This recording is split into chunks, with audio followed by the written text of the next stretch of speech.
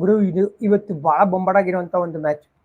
ಪ್ರಶ್ನೆ ಏನಪ್ಪಾ ಅಂದರೆ ಇವ್ರ ಲಗಸಿ ಪ್ಲೇಯರ್ಗಳು ಇವತ್ತು ಅವೈಲೇಬಲ್ ಇದ್ದಾರಾ ಅನ್ನೋದು. ಈಗ ರೋಹಿತ್ ಶರ್ಮಾ ಅವರ ನ್ಯೂಸ್ ಬಗ್ಗೆ ಕೇಳ್ತಾ ಇದ್ದೆ, ಇನ್ನೂ ಅಷ್ಟೊಂದು ಏನು ಕ್ಲಾರಿಟಿ ಬಂದಿಲ್ಲ.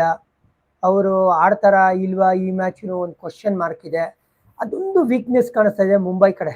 ಡ್ಯಾನಿಶ್ ಮಾಲೆಬರ್ ಇವರು ಅಷ್ಟು ಕನ್ವಿನ್ಸಿಂಗ್ ಆಗಿ ಕಾಣಲಿಲ್ಲ ಫಸ್ಟ್ ಮ್ಯಾಚಲ್ಲಿ.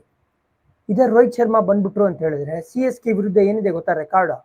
ಅಟ್ ಒಂದ್ ಕಡೆ last 2 games 56 not out, 76 not out, 56 not out and 106 not out. ಈ ವ್ಯಕ್ತಿ ಭಯಂಕರ ಫಾರ್ಮ್ ಅಲ್ಲಿ ಟಚ್ ಅಲ್ಲಿ CSK ಅಂದ್ರೆ ಎಕ್ಸಲೆಂಟ್ ನಂಬರ್ಸ್ಗಳನ್ನ ಕೂಡ ಇಟ್ಕೊಂಡಿದ್ದಾರೆ. ಸೊ ರೋಹಿತ್ ಶರ್ಮಾ ಒಬ್ರು ಬಂದ್ಬಿಟ್ರು ಅಂತ ಹೇಳಿದ್ರೆ ಬಲಿಷ್ಠವಾಗಿ ಕಾಣುತ್ತೆ. ಆಮೇಲೆ ಇನ್ನೊಂದು ಗುಡ್ ನ್ಯೂಸ್ ಏನಪ್ಪ ಮುಂಬೈ ಇಂಡಿಯನ್ಸ್ಗೆ, Will Jacks is back. Already practice ಮಾಡ್ತಾ ಇದ್ದಾರೆ ಫುಲ್ ಟಿಲ್ಟು. ಇವಾಗ ಪ್ರಶ್ನೆ ಏನಪ್ಪಾ ಅಂದ್ರೆ ಯಾರ ಬದಲು ಅವ್ರನ್ನ ಆಡ್ಸಕ್ಕಾಗುತ್ತೆ?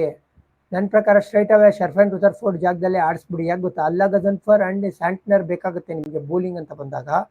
ಬಟ್ ಪ್ರಶ್ನೆ ಏನೂಪ್ಪ ಇಲ್ಲಿ ಅಂತ ಹೇಳಿದ್ರೆ, ಈ ವಾಂಕಡೆ ಪಿಚ್ ಜನರಲಿ ಫಾಸ್ಟ್ ಬೌಲರ್ಸ್ಗೆ ಒಲವನ್ನ ತೋರಿಸುತ್ತೆ.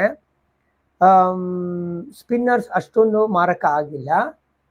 ಸೊ ಗಜನ್ಫರ್ನಿಗೆ ಬ್ರೇಕ್ ಕೊಟ್ಟು ಈ ಪಂದ್ಯದಲ್ಲಿ ನೀವು ಬೋಲ್ಟ್ನ ತಗೊಂಬಂದು ವಿಲ್ ಜಾಕ್ಸ್ ಇದ್ರು ಅಂತ ಹೇಳಿದ್ರೆ, Will Jacks off spin option ಇದೆ, ನ್ಯೂ ಬಾಲಲ್ಲಿ ಹಾಕ್ಸ್ಬೇಕು ಪವರ್ ಪ್ಲೇಲಿ ಅಂದರೆ ಅದು ಕೂಡ ಹಾಕ್ಕೊಡ್ತಾರೆ.